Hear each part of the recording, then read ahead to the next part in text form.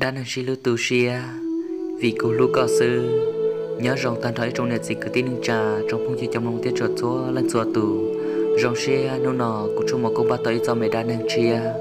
tu xia thì rồi lòng cần cầu cho là thật đầu rồi đó nó tuần gì giờ lên đấy trong này chỉ cứ tin trà thiết trong phong chi trong lòng tiết trượt chúa lên chùa tù nhớ lại cho đã nên tại nào là cô xã tôn tới tư mùa thiết sư nên cô tao sau theo món xã tôn cả cụ thả cho tao sau hóa rồi cho nó tao sẽ đã tâm lòng theo bảo tao là tiền cho đàn tự nói giờ ít cho đàn nên ủa sau tao tu sửa theo trong lòng cơn cầu lì giờ lên tại cụ và thế giới sẽ hai tỷ ít trong phong dương thế trong nhà trong gì cơ mở đầu nổi chấm luôn một thế chùa số lên chùa tù nên giờ ba chân cả thế giới sau cả làm đâu nhớ lên cho đàn nên vì cô lúc có xứng tự nói sẽ họ giờ trừ sĩ tao tu sửa thảo pi một cho thảo sầu trong đây cha giờ lên tại nó nọ anh ấy sẽ đặt tu lúc sen tệ là bé sĩ chấm đâu nhớ lên tu ý là do hai tiệm hai y sẽ nên họ vô lò rễ thia trong mong bảo đi tư giờ lên tờ nên lên tư chọn cả là chia nhiều qua là gia trào của trong một channel nọ gió rõ nhẹ subscribe cho của thia nhà trào của trong một channel nọ hai cha đang xí lưu tiết tu xia rồi rong nó cho sự đam nó sư giờ tại con nhiệt nó thì con sắm nó gió rõ nhẹ subscribe cho của thảo của cho ra chia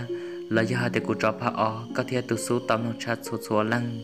giờ lên tờ sợ đã khó có chỉ thằng kỳ lưu sẽ hở một đàn tệ ấy gia đình tập bé sĩ cho làm lòng nhớ lại phá in tập cho đàn hành vi của lúc có xương tập nó sẽ nếu họ trừ sĩ tàu lo dễ theo trong lòng bỏ đi trả gia đình tập bé sĩ cho làm lòng ok bố sợ ít lúc trong giờ mấy lúc mình nhờ rõ mong mẹ thiết sư cô chỉ lo nhát trong tập lúc rõ mong tập nó chỉ giống mấy tôi trừ rõ nhát trong tập lúc rõ mong nó thiệt tôi trừ rõ tập nó giờ ít tôi trừ rõ nếu tao mấy tôi ca mò phê cha nhát trong họ nơi luôn rõ chè thế chỉ ta lên đá sơ nhớ ra thân thảo u thế chỉ hà rong nên cũng chỉ cổ đi ta xí nọ chỉ hà rong chỉ nên như làn đo tí năng nhỏ bự lu đợt tê sáng nọ sáng tổ tư chè để kia xứ sang xứ chỉ trong đi sang nhện nọ nhớ ra lúc chỉ hà thảo ta chỉ sợ mỗi ít tu mê tu lùa nếu chỉ ít tu tuôn cho là xứ nghĩa thiết gì là cũng chỉ mua nhớ ra thảo nọ nếu chỉ bỏ ra giống muốn nhớ ra khó tư lúc sẽ hận đạo chè cô giống mấy tu sĩ hư ở dưới tu sĩ cứ chuồn rúa rong chắp lần nhớ cho họ là lúc ròn tờ thiết tu sĩ cứ chuồn tờ nọ dưới tu sĩ hư hòa một con đòn bè thiết khó tí năng rong lò lợn tàu cha cho tí năng hòa nhớ tròn tờ là lúc mình nhớ ròn nọ sư chè lấy những hoa hư tu cứ chua lấy tu sĩ chuồn tờ nọ rong chắp là lì ta chỉ làm một tỏ cá trình tên tờ sư chè tu sĩ hư ở dưới tu cứ chua đợi nó để cô chẳng chỉ lấy kia là một nhát trò bôn trả ý lúc mình rò bó thơ rò trò rò mong xí chuột bề đời nhát trong ta lúc rò bó thơ tới lúc rò mong xí chuột bề đời đợi nó nếu cô dạy lúc rò uốn lò thì họ nhát lên tờ lúc rò non chê một trò sọt lúc rò uốn nhát trò bơ sầu gió trong chê cô giờ xí sẽ hở lên tờ on nụ kề thia thế là giống một giờ lên tờ tụ xí hư cứ chuồn tờ nó nếu cô tàu chỉ là nhát trong tờ lúc rò bó thơ trò trò lúc rò mong tờ nó vì đã khó nếu là khó cho tí lên nhà trò tao nó thế là vừa trong nhà trò thọ nó tụi xíu nó cô lo là thi thằng ta giờ chú ý tụi mình nhờ tôi lùa ôi tụi tuôn ra tuôn chuan ta nếu luôn bè hộ gia chú hà nó giấy tụi tu ra tuôn ra tọt nhẹ sư nhà trò thọ nó gia chú hà chỉ bỏ ca giống một cho chua một nhà trò khó tư lì gia chú hà thế là tao chỉ xia em là tụi xíu nó ca tôi một nhau tụi xíu nó khề em sẽ tu sửa nó nếu học bao giờ kia cho tới dạo nếu bảo tàu gia chú hà gia lên tàu gia chú hà thì lên tàu chỉ xia em là tu sửa nó cả tôi muốn nhớ tàu bồn rạ lúc rồi bảo thật thì lúc rồi mong tàu nó thằng tàu gia chú hà tôi một giờ trong đàn nó chạy tu sửa chuồn tàu nếu cô trâu sinh rò một chua thế khó mò sư gia chú hà thì lên tàu gà là trong tàu tu sửa chuồn nó lúc trẻ khó mò thằng tàu gia chú hà là do trẻ gia chú hà thì lên hai tia xí hư cụ dây tu tuôn ra cho nhẹ sư gia lên ta cụ chỉ bỏ ca dùng một nhau trong khó tư cụ bảo tao hạt tiền coi lan sư hao lửa hậu và hậu trẻ thia hao lửa đã co lúc kia lúc khư cả lúc trẻ không món nọ mà nên tao hành lì giờ có chỉ xả lấy cha nó ấy có bỏ cả chia cụ là nhau hậu nó ba cậu ấy tao hao lửa thia rồi có bố mọ cho cụ nó thia bố lúc chờ bự cho cụ nhau sư chế cụ dân giàu xia ở số nhà trong co thằng ta tu siêu thế lại hại cho gia chủ hạ hại tiệt mẹ tu ô lên ta có hỏi nhỏ họ thấy tua thiệt cả lon về hù đi chả gia chủ hạ thế là tìa cú nhỏ trong bộ sầu lúc mới nhớ rõ ô nhát trong sầu gió trong bộ thọ y con đọc bên nhau kê sầu thiệt thằng ta cú trường mê thiết trường giàu trường chỉ tao bao ta đã chỉ lì thiệt chỉ ta lên đạo sư có thể là chỉ bao cú luôn bay hổ à gia chủ hạ nó xí hư ta chỉ nó cú nể thế cú gì lo từ chỉ thao cú nhỏ là cú nể thế cú gì luôn đầu tư mò căng một nhát đầu đa tê chỉ nâng nó cú luôn nâng chè chôn chôn nó thiệt cho nhẹ sư xí hư gia thì có chỉ xa lấy cha nó et thọ có dài cú lo nhỏ ô có khề cho họ có có chế nó có chính gia là cô dùng muốn gia có chính khảo là cô dùng muốn khảo thằng ta xí hư thế lên hải trâu gia chu hà hải tia mẹ tu gia lên tàu chè cả chính khả lò chỉ ta do hải cho đã truy lì gia thì có lúc nó tự chọn nhẹ bỏ lên nó là giờ có giờ truy hải lò cũng như chế con thằng của nhỏ nữa gia chu hà thế lên tôi lo trâu san trà chế gia chu hà thế lên bè kia thế là hải trâu tu xí hải tia ở trong thằng đó nó xí hư ở các trường làng dài của là nhất cho họ có lúc chế nó thiệt của gia tàu chết lo ba số trả số giả trở lại của ba tàu thiệt giả từ của chị bao thọ có xí họ khía thiệt thằng ta xí thì là hai trâu gia chu hà thì mấy túi gia chu hà cái chỉ sợ lắm mà chỉ ta do peli mà yêu trường mẹ thiết sư lần đầu của nhau cũng mà lấy khó khăn co thằng ta gia chu hà thì là để ở trong thằng tao à thằng ta xí hư thì là hai trâu gia chu hà hai tia mấy túi gia chu hà ấy có cho khổng một chia là bốn trà trẻ ấy là các tổ ba của họ lựa bên nào đó gia chu hà giờ ấy kia gia chu hà cho khổng cho một chia ra trong trà trẻ sư chế gia chu hà tôi đã phát triển trong tôi đã phô bề tu sĩ hư nọ đùa thảo gia chu hà tôi trong tôi đã bề nó gia chu hà thế là hai trâu sĩ hư hai tia sĩ hư mỗi họ đã chỉ nó chế dĩ quê cụ thế là bao mộ cụ nhà khó lo chết sư cụ chỉ bao họ đã chỉ li sư thế là hai trâu gia chu hà tia gia chu hà có là nhát trong tờ cụ khó chơi trâu chuồn tờ ấy cụ hai co chè có một chuồn là trâu cụ năng gia chu hà thế là hai tia ô linh tờ gia chu hà thế là sợ cái trong tờ xí khó chơi trâu chua nhát ra thọ no một cho nên mò lại cô tô khó mò tỏ chua bao bề lô trâu san đầu rồng sơ xí hư hai tia mỗi gia chua khó tụ mò rong li nó lò chế gia chu hà tàng cầu gia chuồn tờ một trâu xí hư sư chế xí hư giấc kia tôi số gia chua ô nhát trong tờ khó gia chu hà một nhon tờ trâu gia chu hà bao lợ vì đã khó thảo xí hư hai lò gia chu hà thế lên thòng cần cầu trâu xí hư sư thế là do chỉ tòn thìa ta chỉ là một tỏ ca tao lên tàu alo liền tàu chỉ giờ chuồn rùa ô nhát trong tàu trả tàu chuồn tàu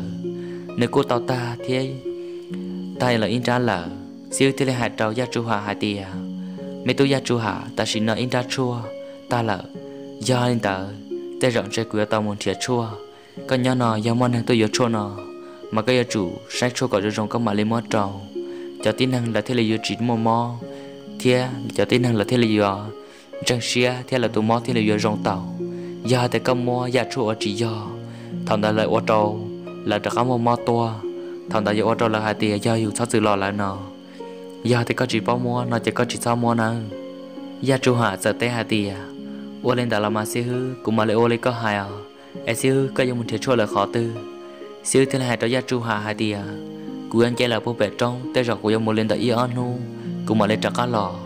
có nhau nó trẻ sẽ cho lúc vào lúc trẻ cỏ rong thia tụ cụ tê không có vào trẻ nó cỏ rong nơ gia chu hà tê tê tia ô lên đảo xí hư gia lên đảo có mùa nọ rong sai xí hư thế là hạt tiện ô lên đảo mà chỉ thảo xí hư mùa lại trẻ gia chu hà cô tàu nho trào xí lưu vào lúc trẻ thia sẽ hiểu xí hư lúc trẻ không mò là gia tiền lưu khử mùa chuồn đảo gia ở rong chắp đảo lì cho tin năng ô tô giờ chua nhà trong đảo tụ xí hư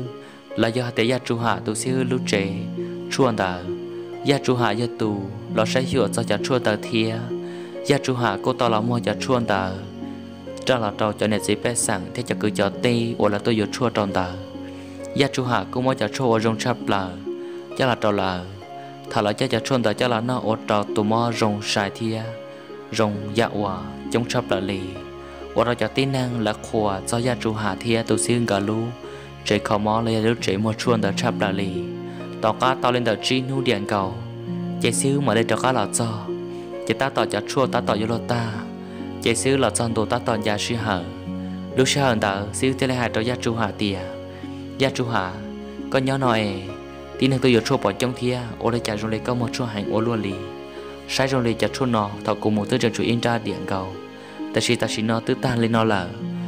bây giờ tiếng một tí năng tôi giờ chua hành gia chu hạ thế là hai trâu xíu hạ tiề gia là mà xíu chỉ kia thợ con dạy cùng một kia chè câu bà hạ tiề cho tí năng là tôi giờ chua mà chống lấy chống sư ô trâu cũng trả chuột ta lên là thia ta chỉ trong xe cân cầu ô giờ chua cũng mất rồi là rong cho thợ sầu sư ô rồi cho tí năng là khua thia cho tí năng mò giờ là do nhát lú rõ đen bầu lên tư lò lại cô trưởng tôi giờ chua sao trong tờ nó thia họ thằng ta ô trâu xíu rong xe cân cầu li hạ tiề xíu mua gia chu hạ là nhát trong tờ ba xíu gia lên tờ xíu lúc con luôn bề thia lúc trẻ chua thế đây tàu tròn bề một thông tôi sẽ lúc rõ chỉ hay rõ lo rõ mẹ nhớ thằng trả rề trong tờ chỉ là những bao cho ta lì nhớ ra thằng tờ và trâu gia chu hạ thia xíu cả ở lần tròn bề cơ lì thằng tờ xíu thì lấy tóc kia tôi cho gia chua trâu gia chu hạ tôn đó xíu nhau là tàu chuyên tệ lên tờ bê lúc sống sơ chỉ gia chu hạ cô bao ta cho trả cho gia chua ủa gia xíu mua nhớ trong tờ là thia hai trong tờ cả kế tôi một giọt trong bề hạ trong hạt chua sơ là gia chu hạ nhưng cho tôi một giọt là thia lúc sau thằng tờ xíu là cô lầu tờ gia lên tờ thầu cho giọt ta xứ chè xíu hư dân hai có gia chu hạ tôi một giọt chua là bộ bề trong ấy thế lên tàu chua cho lòn giả sẽ hở trả giá chua ta là chỉ tàu tin năng mò là tôi là gia trị tàu xì gia lên tờ gia chu hạ thế lên tàu chẳng trong thế tôi một giọt chua trong bộ bề tê trong tê chùa khó tư lúa hạt tiếng một chua nó chè một trong khoảng tờ sư nhưng chính trai đá chỉ lì rồi do hạt tiền tàu xuyên trò trả giá trị tàu chua ấy là khó chỉ tàu nhiệt gì bê sẵn thế là khó chỉ tàu tin năng sư gia lên tờ gia chu hạ tàu xuyên trò tôi muốn thiệt chua cho tôi sẽ khó chờ đâu có bé tê hà rong hạt chua gia chu hạ côn thiệt tòng tàu dạng tàu trả chua cân cầu lì theo ô tô gia chu hạ một số kế bao kế xa và một đá cân cầu siêu tàu kia cho kế rong tàu gia chu hạ hai cậu ấy tu năng rong chỉ sau ấy tu năng phê ô lu năng thì lìa tòng tu tòng thế chỉ ta lên tàu sơ gia dù dây tu năng rong là chè cho họ tư lò lôi dân pa lôi dân bỏ hử nhớ ra thằng ta gia chu hạ rong xiết cân cầu lì gia chu hạ tàu cỡ bao cho nợ cả kẹp chân trẻ thia cho trả cho dạng tàu tu sĩ hư ở tàu gia chu hạ một cho cái cả xiết theo một cho cái chân trẻ là hàng tàu to gia chu hạ đó sĩ hư nhau tàu trí trong trường cầu chỉ gia chu hạ cô ta tỏ đó luận trò là gia hạ ta tỏ bi luận trò lẩu lợ nó nhung ta trả mua lên đợt nàng cầu plau một trong nàng cầu trí trong gia chu hạ thế là hai tàu sĩ hư hạ tiề sĩ hư nhà tàu bè cô rõ ở nhà tàu bao sòn đá trong mà chỉ mua ít tu sư là ít chỉ mấy tu cứ chua cứ không mò họ tư lì mà giờ tin năng sầu nếu mua mò tàu tràn tàu giả cơn cầu tu ở mò nhia theo tu mò rõ chỉ là cô tôi cho trong đá bè nọ ta sĩ tu chọn nhẹ chỉ là cô tôi chỉ tàu cô bỏ tàu hạt tiề lúc rõ sầu nó chân chọn nhẹ hàng lì giờ lên tàu sĩ hư cô sa hai trâu có hạt tiề chỉ cùng một nhỏ trâu bao sầu lúc rõ sầu ấy kho cho tin năng mò trâu sầu có xả lấy giả sư xí hư thì lấy hạt trâu gia chu hạ tiề tao cơ là mà mê tu do hạt tiề co xả lấy co là cô rong thia vì được kho hạt tiề giả chua của khai co nhà chủ cho có tao thia khai trong một sĩ có một diện chi cô rong xe cân ngầu ở cụ tao mới tu thơ tì rong lấy co thảo su có hạt tiề co là ở cụ tu khai sư ta sĩ nào có gia cụ tu thơ tì rong cha thế có giấy tu tin ông qua cha của nhẹ cha cụ rong xe ở một co là ba sang gà thia là ba sai chùa cô lúc trẻ khó mò thia chỉ ta lên ta xưa chẳng lần trò cục lê cho họ lựa nhát cho họ nọ ở trò cô lúc trẻ khó mò thì lên trò về một thông thuộc sẽ khó chờ lúc đó có hai lý có là của cô rong xia đó có tí dạng cầu thia ôi có một bằng sự và một khó trò lựa tù ôi chỉ tỏ cụ là thằng tờ gia chu hạ thế lên hạ tiề xí hư có sao hai đó lý có số dạng nó là tư vì do một có khe cụ sư gia thì chỉ một có chạy cũng như chỉ một nô rong lên nọ xí hư giờ thì cũng một là lò cũng như tôi sai có tà lì nhưng tôi hiểu có tà lì vì để họ có nhà tôi xí hư ủa rong chắp lần đầu cũ đòn tại cũ này thấy cô chỉ là chỉ chủ yếu một có sư nhưng chỉ một lần tư ủa giờ lúc cụ thiêu cho rong lên nào cho cụ lì thảo gia chu hà hai trâu xíu ta lên tàu sư trẻ gia chu hà cô tàu trắc là trâu bố bể lúc cô rò ủa nhà trâu bố sầu in đạt trong ủa nhà nuôi gia thế khó xia cha gia chu hà trâu là cho trâu sầu nọ chế trò cá lò nho trò tên mẹ cô và cô trề trò cá lò bỏ tên mẹ cô chờ ở ít sự nhau bơ thảo u nhất trò sau lúc rò bơ sòn đá trong nọ một thắt trả lên đá cầu tờ gì sưแต่sĩ cũng mấy tu chữ rò nhất trò lúc xe thọ nọ chữ rò luôn bé hùa nhiên sao nọ là tu chữ rò nhiên sao đờ là cũng mấy tuần xài tá tọn tao lòng cao nó nhung cầu xa sông giống cầu kênh cầu lì nhất trò lúc xe thọ nọ chè là tu chỉ sáng lào ô do hà tì nhiên sao đờ cô tới tu cá mò ô phết ra kênh cầu lì nhớ lại tu cá mò đờ chè cho do hà tì hòn trả che cùng cầu sư gia nô tư mò tư ô gia chỉ tao trả che cùng cho là hậu chè nhớ trong hôn tờ mòn tờ dân dùa nhớ chỉ tao thi đi hồ lô chẳng thia khơi ý chè khơi tên mình chơi mua chỉ ta lên đã sư lọ khơi tên mình cho bà khơi tôi sẽ khó chờ bông cầu lì khảo thia ô xùa ô chân đã tôi là sư nhớ trong lúc xe thòn tờ chè tôi trừ rõ nhân giờ nếu cô tao một ở tu thia mỗi tuần xài rong câu hành nhớ nên đã nữa ở tu thia nếu tuần xài tờ đó tên mình tu mà tốt hề cho nên thì tao hay có tôi tuôn đó cho tuần xài là tôi muốn giờ tôi chơi cụ cho tôi sẽ khó chờ vì đã khó nhất là sang thọ uống tờ chơi cụ nó sẽ sang sơ nếu nhau ít thằng trả gì một lò tờ tên về cá ba chỉ tàu nhất là lúc sau lúc chơi lúc nhau thọ hòa tôi trừ rõ nhiên giờ bí mó tụi cá mó nào là một sơ chơi đó cho chia ô nhau ít thằng trả rẻ trong tờ là lúc rõ nọ chơi cô trâu là mất tua thiên cả chân trả cho là trâu tôi trừ rõ tờ nó hậu giờ thì thầu tư tao hậu chân trả nó là chè ô trâu ít chè nếu cô nhỏ tàu dạ hòa rong ý dạ lên năng là sư ta chỉ chỉ thảo hòa giờ tiền nô tư mò tư ô chỉ một chân trả trên khu nó cho là hậu chỉ nhớ đang nôn đợi mòn tờ yến ti hố lúa chẳng vọng cầu liệt khai qua chân tua sư giờ lên tại cho nhiệt sĩ phải sẵn cho trâu cho tôi mới tóc hẹn cho trâu từ tu thiết tuần xài là thế là giờ chủ tàu tôi muốn thiệt giờ trên khu nhớ trâu phải hạ rong hạt chua tua ở chín trả cho là trâu lần gì hậu vì đã khó lần gì giờ ít tuần này hòa lũ thia giờ tụi này ủa một con đòn bè sẽ chở lũ vào lũ rò lũ tây lũ chờ giờ hiện tại số lần số tù lấy thế rủ tàu pa theo tàu chở cỏ theo chữ rò trong đó là nho tụ mò cỏ rồng liệt u để chỉ phú cỏ mò muốn gì là thế lấy tàu thia trả trên khu ta ra ta rò cho là tàu theo chữ rò hậu sư thảo theo chữ rò tàu hòn trả trên khu tàu tàu dần là chè theo chữ rò nó cùi là nho thả lù ô trâu cho nên chỉ biết rằng là cô hóa hử thiên nông thiên nhẹ cân gạo lì ta chỉ thảo hoàn nửa tàu mua tụ cá món ta là mồ ô trâu này chỉ biết rằng cho nên số tụ là cún chú thiên chỉ ta lên ta sơ là anh cô chỉ xả thả cho nhớ đầu lúc sau thảo hoàn chỉ thảo chữ rò là cô chỉ cho sản thảo chữ rò hai lù thiên vì đã khỏi là phân nhân trái trả giá kỳ tụ cá món ta nọ là trâu là thiên nhớ đầu lúc sau thảo nọ chè gia chủ hạ cô ta là nhớ trong ta là lúc rò nọ gia chủ hạ thế là bao hà tiệt sang lão mua tụ cá món là gia thiệt thật chủ rõ một tụ cá mò rong lì nọ gia chủ hạ thế này thọ tô kho thật chủ rõ tụ cá mò ta chỉ thật chủ rõ bỏ hạ để gia chủ hạ giấy từ mình nhận cho mình nhận chua cho nhẹ sư giờ hạ tiền nhiều giờ kho một lít từ là những kho chỉ tàu tụ cá mò đợt nọ lì nhớ ra thằng đã thật chủ rõ thế là chỉ phú gia chủ hạ tô một kho tụ cá mò đợt nọ gia chủ hạ cô chỉ thiết tụ xe cân gạo lì thằng đã gia chủ hạ cô tao là khí ilu khử là do hạ tiền là ôi ilu trẻ mua chua nếu cô tao muốn thiệt chua rùa chỉ ta trong học bè chỗ trò nói nhưng chỉ tao sợ ý trả lời ý chỉ thà là ta trong rào van đặt trẻ nó là cô chẳng là tu tên mẹ chuông tờ là chân ta mọ đùa là nhưng chỉ tao bờ lì thia nhớ ra chân thảo ôn tờ chủ do hai tờ trào sư nhưng chỉ mua phải pha là do hai mua tiền khải tờ lấy thân nhẹ nó thảo chủ do tờ trào ta ra tờ do sư chỉ thảo ở gia chủ hà tao lọt khi họ chờ một chua nhớ trong tờ là lúc rõ nó chỗ cho tin hàng số lần số tù là cô nhẹ thia là cô tao tôi giờ chua đã gia chủ hạ cho một no thia cô tao tôi giờ chua đã gia chủ hạ cho một khẩu mò ô tô tàu mò thia